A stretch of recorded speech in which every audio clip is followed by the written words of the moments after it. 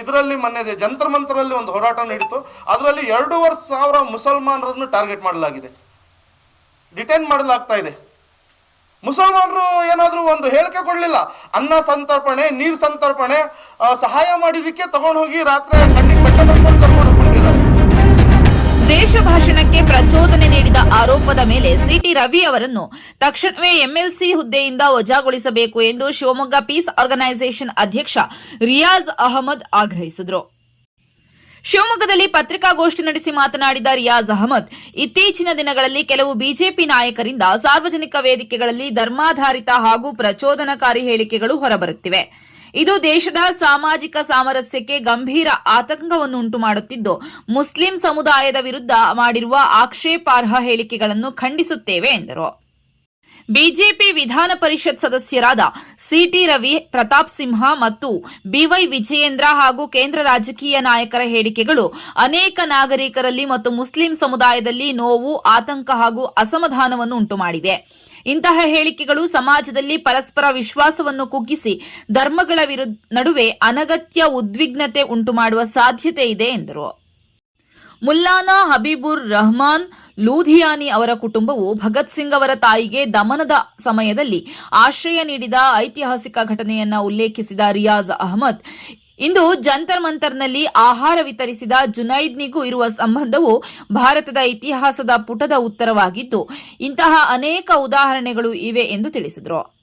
ಭಾರತವು ಸಂವಿಧಾನದ ಆಶಯಗಳಾದ ಸಮಾನತೆ, ಸಹಬಾಳ್ವೆ, ಸಹೋದರತೆ ಮತ್ತು ಧಾರ್ಮಿಕ ಸ್ವಾತಂತ್ರ್ಯದ ತತ್ವಗಳ ಮೇಲೆ ನಿರ್ಮಾಣಗೊಂಡ ರಾಷ್ಟ್ರವಾಗಿದೆ. ರಾಜಕೀಯ ನಾಯಕರು ಜನರನ್ನ ಒಂದಾಗಿಸುವ ಜವಾಬ್ದಾರಿ ಹೊಂದಿದ್ದು, ಯಾವುದೇ ಸಮುದಾಯವನ್ನ ನೋಯಿಸುವ ಅಥವಾ ವಿಭಜನೆಗೆ ಕಾರಣವಾಗುವ ರೀತಿಯ ಭಾಷೆಯನ್ನ ಬಳಸಬಾರದು ಎಂದು ಆಗ್ರಹಿಸಿದರು. ನಾವು ಈ ಮೂಲಕ ಬಿಜೆಪಿ ರಾಷ್ಟ್ರೀಯ ಹಾಗೂ ರಾಜ್ಯ ನಾಯಕತ್ವವನ್ನು ಒತ್ತಾಯಿಸುವುದೇನೆಂದರೆ, ಇಂತಹ ವಿವಾದಾತ್ಮಕ ಹೇಳಿಕೆಗಳ ಕುರಿತು ಸ್ಪಷ್ಟ ನಿಲುವು ಪ್ರಕಟಿಸಿ ಸಿಟಿ ರವಿ ಅವರನ್ನ ಅವರ ಹುದ್ದೆಯಿಂದ ವಜಾಗೊಳಿಸಿ ಸೂಕ್ತ ಶಿಸ್ತು ಕ್ರಮಗಳನ್ನು ಜಾರಿಗೊಳಿಸಬೇಕು ಎಂದು ಶಿವಮೊಗ್ಗ ಪೀಸ್ ಆರ್ಗನೈಸೇಷನ್ ಅಧ್ಯಕ್ಷ ರಿಯಾಜ್ ಅಹಮದ್ ಒತ್ತಾಯಿಸಿದರು.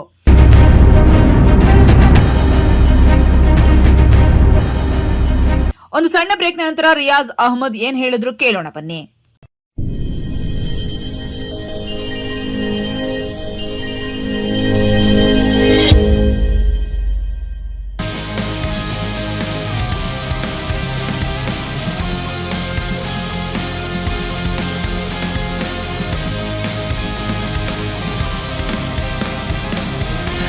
ನಂಜಪ್ಪ ಲೈಫ್ ಕೇರಲ್ಲಿ first time Velys robot use ಮಾಡಿ robotic assistant left side knee replacement start ಮಾಡ್ತಿದ್ದೀವಿ.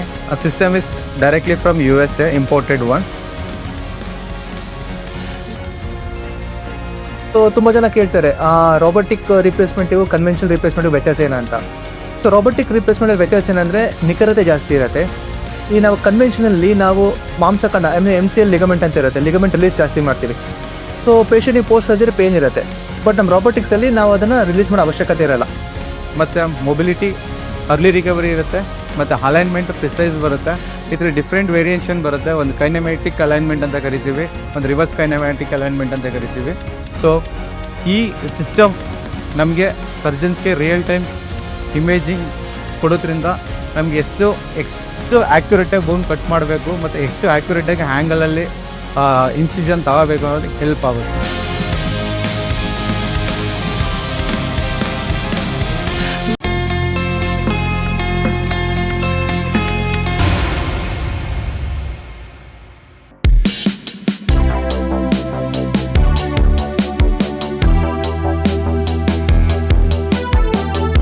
ಸಿಟಿ ರವಿ ಹೇಳಿರೋ ಮಾತಿಗೆ ನಾನು ಬರ್ತೀನಿ.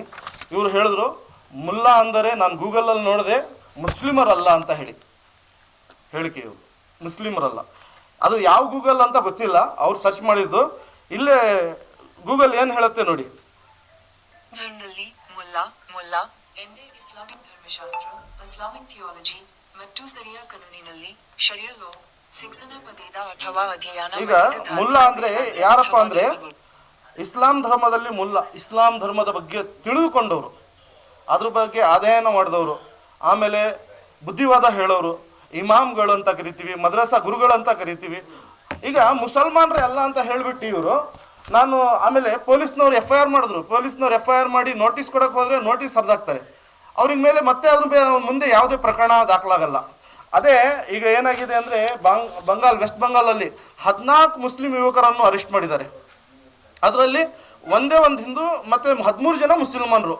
ಏನಕ್ಕಪ್ಪ ಅಂದರೆ ಅವರು ಹೋರಾಟದಲ್ಲಿ ಭಾಗವಹಿಸಿದ್ರಂತ. ಆಮೇಲೆ ಈಗ ಏನಾಗ್ತಾ ಇದೆ ಅಂದರೆ JNU ಇದರಲ್ಲಿ ಗಲಾಟೆ ನಡೀತು ಅವಾಗ ಆ ಸಂದರ್ಭದಲ್ಲಿ. ಅದರಲ್ಲಿ ಕನ್ನಯ್ಯ ಕುಮಾರ್ ಆಗಿರ್ಬೋದು, ಉಮರ್ ಖಾಲಿದ್ ಆಗಿರ್ಬೋದು, ಶರ್ಜಿಲ್ ಇಮಾಮ್ ಆಗಿರ್ಬೋದು, ಇನ್ನೊಬ್ರು ಹೆಸರು, ಇವರೆಲ್ಲ ಸೇರಿ ಒಂದೇ ಹೋರಾಟ, ಪ್ರತಿಭಟನೆನೂ ಒಂದೇ. ಅವಾಗ ದೇಶದ್ರೋಹದ ಆ್ಯಕ್ಟಲ್ಲಿ ಒಳಗಡೆ ಹೋದವರು ಇವತ್ತುವರೆಗೂ ಉಮರ್ ಖಾಲಿದ್, ಶರ್ಜಿಲ್ ಇಮಾಮ್ ಬಂದಿಲ್ಲ, ಅವ್ರ ಬಗ್ಗೆ ಮಾತಾಡೋಂಗಿಲ್ಲ. ವಿಜೇಂದ್ರ ಅವರು ಅದನ್ನೇ ಹೇಳ್ತಾರೆ, ಇವರು ದೇಶದ್ರೋಹಿಗಳು ಅಂತ ಹೇಳಿ. ಆದರೆ ಅವ್ರ ಬಗ್ಗೆ ಯಾರಿಗೂ ಒಂಚೂರು ಕಾಳಜಿ ಇಲ್ಲ. ಅದೇ ಕನ್ನಯ್ಯ ಕುಮಾರ್ ಇವತ್ತು ಅಧ್ಯಕ್ಷರು, ಒಂದು ದೊಡ್ಡ ಪಕ್ಷದಲ್ಲಿ ಗುರುತಿಸ್ಕೊಂಡವರು. ಮುಸಲ್ಮಾನರಿಗೆ ಒಂದು ನ್ಯಾಯ, ಬೇರೆ ಧರ್ಮದವರಿಗೆ ಒಂದು ನ್ಯಾಯ ಅಂತ ರೀತಿಯಲ್ಲಿ ನಮಗೆ ಟಾರ್ಗೆಟ್ ಮಾಡ್ತಾ ಇದೆ. ಈಗ ಇದರಲ್ಲಿ ಮೊನ್ನೆ ಜಂತರ್ ಮಂತರಲ್ಲಿ ಒಂದು ಹೋರಾಟ ನಡೀತು. ಅದರಲ್ಲಿ 2,500 ಮುಸಲ್ಮಾನರನ್ನು ಟಾರ್ಗೆಟ್ ಮಾಡಲಾಗಿದೆ, ಡಿಟೈನ್ ಮಾಡಲಾಗ್ತಾ ಇದೆ. ಯಾಕೆ? ಅದರೊಳಗೆ ಇವರು ಸಚಿವರ ಪುತ್ರಿ, ಆಸಾಂ ಸಚಿವರ ಸಂಪುಟದಲ್ಲಿ ಗುರುತಿಸಿಕೊಂಡಿರುವಂಥ ಪುತ್ರಿ ದಿಶ್ಬಾ ಮಮತಾ ಅಂತ ಹೇಳಿ ಯಾವ ರೀತಿ ಹೇಳಿಕೆ ಕೊಟ್ಟರು ಗೊತ್ತಾ? ನನ್ನ ಪ್ಯಾಡ್ ಲೀಕ್ ಆಗಲ್ಲ, ನಿಮ್ಮ ಪತ್ರಿಕೆ ಹೆಂಗೆ ಲೀಕ್ ಆಗತ್ತೆ ಅಂತ ಹೇಳಿ ಹೇಳಿಕೆ ಕೊಟ್ಟರು. ಆದರೆ ಅವ್ರ ತಂದೆಯವರಿಗೆ ಅವ್ರು ಹೇಳಿಕೆ ಕೊಟ್ಟಿರುವಂಥ ಹೇಳಿಕೆಗೆ ಅವ್ರ ತಂದೆಯವ್ರಿಗೆ ಟ್ರೋಲ್ ಮಾಡಬೇಡಿ ನೀವು ಅಂತ ಮುಖ್ಯಮಂತ್ರಿಗಳು ಹೇಳ್ತಾರೆ. ಮುಸಲ್ಮಾನರು ಏನಾದರೂ ಒಂದು ಹೇಳಿಕೆ ಕೊಡಲಿಲ್ಲ, ಅನ್ನ ಸಂತರ್ಪಣೆ, ನೀರು ಸಂತರ್ಪಣೆ, ಸಹಾಯ ಮಾಡಿದ್ದಕ್ಕೆ ತಗೊಂಡು ಹೋಗಿ ರಾತ್ರಿ ಕಣ್ಣಿಗೆ ಬಟ್ಟೆ ಕಟ್ಕೊಂಡು ಕರ್ಕೊಂಡು ಹೋಗ್ಬಿಡ್ತಿದ್ದಾರೆ. ಕರ್ಕೊಂಡು ಹೋಗಿ ಮಾರನೇ ದಿನ ಬೆಳಗ್ಗೆ ಹೆದರಿಸಿ ಕಳಿಸ್ತಾ ಇದ್ದಾರೆ. ಹಾಗೆ ಈಗ ಈ ರೀತಿ ಹೇಳಿಕೆ ಎಲ್ಲಾದರೂ ಮುಸಲ್ಮಾನರು ಕೊಟ್ಟರೆ ಅವ್ರ ಮನೆಗೆ ಬುಲ್ಡೋಸರ್ ಬಂದ್ಬಿಡುತ್ತೆ, ಅವ್ರನ್ನ ಕೇಸ್ಗಳು ಹಾಕಿ ಜೈಲು ಒಳಗೆ ಹಾಕ್ತಾ ಇದ್ದಾರೆ, ಕೊಳಿಸ್ತಾ ಇದ್ದಾರೆ. ಇದು ಯಾವ ರೀತಿ ಸಂವಿಧಾನದಲ್ಲಿ ನಮಗೆ ಕೊಡ್ತಾ ಇದ್ದಾರೆ, ನ್ಯಾಯ ಕೊಡ್ತಾ ಇದ್ದಾರೆ ಅಂತ ಗೊತ್ತಾಗ್ತಾ ಇಲ್ಲ. ಈಗ ನಮ್ಮ ಪ್ರತಾಪ್ ಸಿಂಹ ಅವರು ಮುಲ್ಲಾಗಳು ಬಿರಿಯಾನಿಗಳು ತಿನ್ನಿಸ್ತಾ ಇದ್ದಾರೆ. ಬಿರಿಯಾನಿ ಅರೆ, ಒಂದು ಪ್ರತಿಭಟನೆಯಲ್ಲಿ ಭಾಗವಹಿಸಿದವರಿಗೆ ಆಹಾರ, ನೀರು ಏನೋ ಸಹಾಯ ಮಾಡೋದು ನಮ್ಮ ಕರ್ತವ್ಯ, ನಮ್ಮ ಧರ್ಮ. ಅದನ್ನ ನಮ್ಮ ಧರ್ಮದಲ್ಲಿ ತಿಳಿಸ್ಕೊಟ್ಟಿದ್ದಾರೆ. ಉಪವಾಸ ಯಾರಿಗೂ ಬಿಡಬೇಡಿ, ನಾವು ಹೊಟ್ಟೆ ಹಸ್ಕೊಂಡಿದ್ರು ಪಕ್ಕದ ನೆರೆಹೊರೆಯವರಿಗೆ ಹೊಟ್ಟೆ ತುಂಬ ತಿನ್ನಿಸಿ ಅಂತ ಹೇಳಿ. ಅದನ್ನ ಆ ಕೆಲಸ ಮಾಡಿದ್ರು ಸಹ ಇವತ್ತು ದೇಶದ್ರೋಹಿಗಳಾಗ್ತಿದ್ದೀವಿ. ಇವರು ಈಗ ಸಚಿವ ಸಂಪುಟದಲ್ಲಿ ಮಂತ್ರಿಗಳು ಈ ಥರ ಹೇಳಿಕೆ ಕೊಟ್ಟರೆ ಅದೇ ಮುಸಲ್ಮಾನರಿಗೆ ಒಂದು ನ್ಯಾಯ ಯಾಕೆ? ಮನೆ ಮೇಲೆ ಬುಲ್ಡೋಜರ್ ಯಾಕೆ ಹೋಗುತ್ತೆ? ಅದನ್ನ ಪ್ರಶ್ನೆ ಮಾಡೋರೇ ಯಾರು ಇಲ್ಲವಲ್ಲ. ಯಾಕೆ ಪ್ರಶ್ನೆ ಮಾಡ್ತಾ ಇಲ್ಲ? ಯಾಕೆ ಖಂಡಿಸ್ತಾ ಇಲ್ಲ? ಯಾಕೆ ಮುಸಲ್ಮಾನರು ಯಾವುದೇ ಹೋರಾಟಗಳಲ್ಲಿ ಭಾಗವಹಿಸಬಾರ್ದ? ಯಾಕೆ BJP-ಯವರು ಮುಸಲ್ಮಾನರನ್ನೇ ಟಾರ್ಗೆಟ್ ಮಾಡ್ತಾರೆ? ಈಗ ನೋಡಿ, ಪ್ರತಾಪ್ ಸಿಂಹ ಆಗಿರ್ಬೋದು, ಇವರು CT ರವಿ ಆಗಿರಬಹುದು, ಮತ್ತೆ ನಮ್ಮ BY ವಿಜೇಂದ್ರ ಅವರು ಆಗಿರ್ಬೋದು, ಇವ್ರ ಹೇಳಿಕೆಗಳು FIR ಮಾಡಿದಿರಾ, ಎಲ್ಲಾದರೂ ಅರೆಸ್ಟ್ ಮಾಡಿದ್ರೆ ಉಗ್ರ ಪರಿಸ್ಥಿತಿ ನಿರ್ಮಾಣ ಆಗುತ್ತೆ. ಮುಸಲ್ಮಾನರು ಯಾವುದಾದ್ರೂ ಮುಲ್ಲಾಗಳ ಪ್ರತಿಭಟನೆಯಲ್ಲಿ ಇದು ಮಾಡ್ಕೊಂಡ್ರ, ಮುಲ್ಲಾಗಳು ಮಾತೆತ್ತರೆ ಮುಸಲ್ಮಾನ್ ಗುಂಡಾಗಳು, ದೇಶದ್ರೋಹಿಗಳು. ಈಗ ಇವ್ರು ಕೇಳ್ತಾರಲ್ಲ, ಮುಸಲ್ಮಾನರಿಗೂ ನೀಟ್ಗೂ ಏನು ಸಂಬಂಧ, ಮುಸಲ್ಮಾನರಿಗೂ ಭಾರತಕ್ಕೂ ಏನು ಸಂಬಂಧ ಅಂದರೆ 1905ರಲ್ಲಿ ಸ್ವಾತಂತ್ರ್ಯ ಸಂಗ್ರಾಮ ನಡೆದಾಗ ಅವಾಗ ಬ್ರಿಟಿಷರ ವಿರುದ್ಧ ನಮ್ಮ ಭಗತ್ ಸಿಂಗ್ ರವರು ಸ್ಫೋಟಗೊಳಿಸಿದಾಗ ನ್ಯಾಯಾಲಯದೊಳಗೆ ಅವಾಗ ಆಶ್ರಯ ಕೊಟ್ಟವರು ಮೌಲಾನಾ, ಅವರು ಮುಲ್ಲಾಗಳೇ, ಮೌಲಾನಾ ಹಬೀಬುರ್ ರಹಮಾನ್ ಲುಧಿಯಾನಿ ಅವರು ಆಶ್ರಯ ಕೊಟ್ಟರು ರಹಸ್ಯವಾಗಿ. ಅವ್ರಾಗ ಯಾರ ಮನೆಯಲ್ಲೂ ಸೇರಿಸ್ಕೊಳ್ತಾ ಇರಲಿಲ್ಲ. ಯಾಕೆ? ನಮ್ಮ ಭಾರತದವರು, ನಾವು ಭಾರತೀಯರು, ಅಶ್ಫಾಕುಲ್ಲಾ ಖಾನಿಗೆ ಏನು ಸಂಬಂಧ?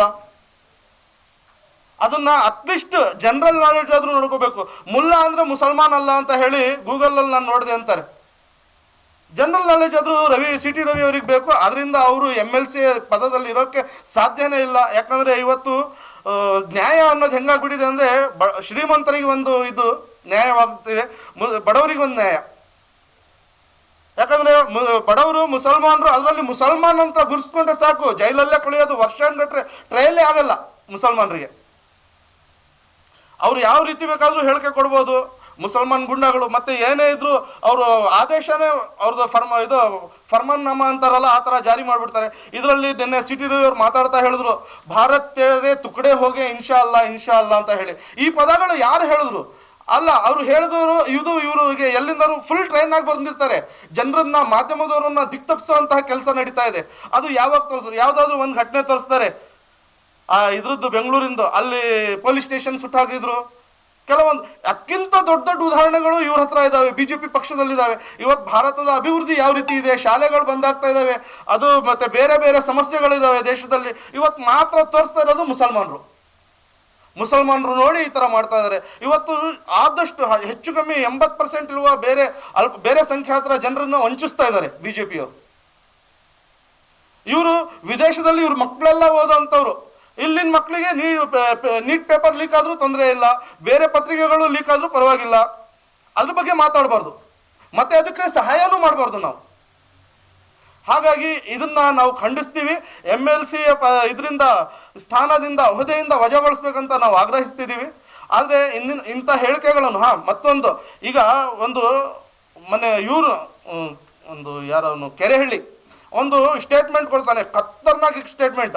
ಅವನ ಮೇಲೆ 100-120 ಕೇಸ್ಗಳು ಇರ್ತವೆ, ಆದರೂ ಅವನಿಗೆ ಯಾವುದೇ ರೀತಿ ರೌಡಿ ಶೀಟ್ರಾಗಲಿ ಗುಂಡಾ ಆ್ಯಕ್ಟಲ್ಲಿ ಯಾವುದೇ ಪ್ರಕರಣಗಳು ದಾಖಲಾಗಲ್ಲ. ಫುಲ್ ಸ್ವಾತಂತ್ರ್ಯ ಪಾಲನೆ ಪೋಷಣೆ ಮಾಡ್ತಾ ಇರೋದೇ ಸರ್ಕಾರದವರು. ಇವ್ರನ್ನ ಹೆದರ್ಸಿಡ್ಬೇಕು ಅಂತ ಹೇಳಿ ಸಲಗಿಸ್ತಾ ಇರೋದು ಇವ್ರನ್ನ.